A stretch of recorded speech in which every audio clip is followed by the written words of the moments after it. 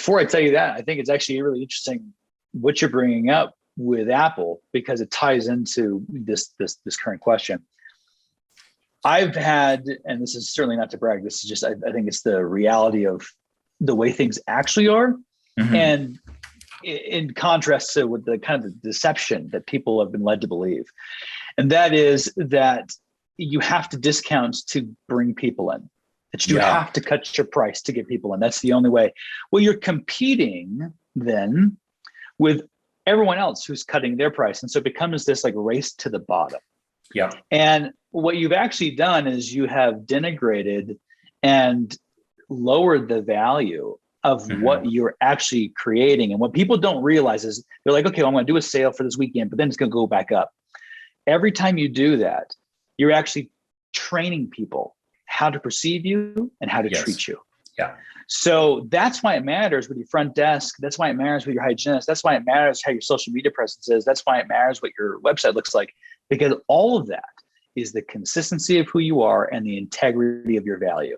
So if you uphold the correct value on all those things, you actually stand out more. And what people don't realize is that probably one of the strongest reasons why people will at least be interested in purchasing from you, buying from you, becoming a patient is novelty.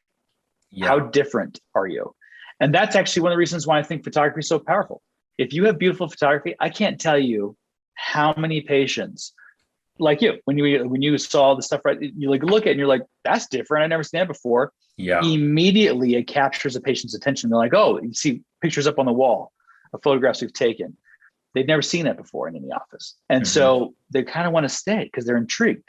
That's a huge, huge element. And I'll say for the virtual consults, I tell people all the time, have case acceptance presented. There's a whole process behind that. I walk you through in terms of like, what you need from accurate records and how to get those and obtain those if they're, 50 miles away, 2,000 miles away.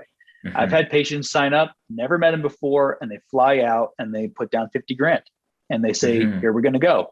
Why? Because they do that for plastic surgery. Yeah. They do it all the time.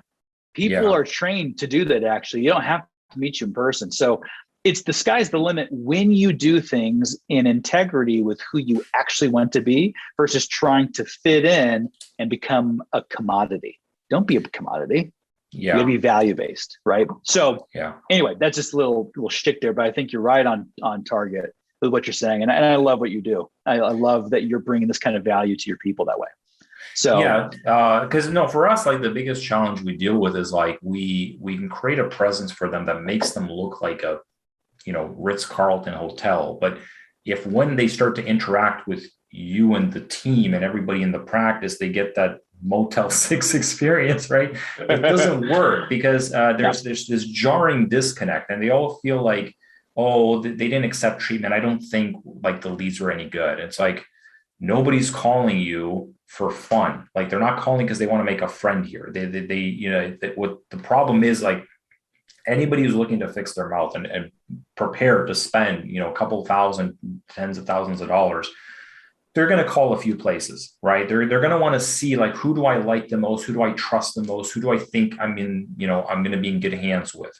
And if you don't have the right, system to get that feeling across, like, you're going to be dead in the water. Then you can only compete on price. Oh, you should come to us because we'll give you a 10% discount versus the next lowest guy.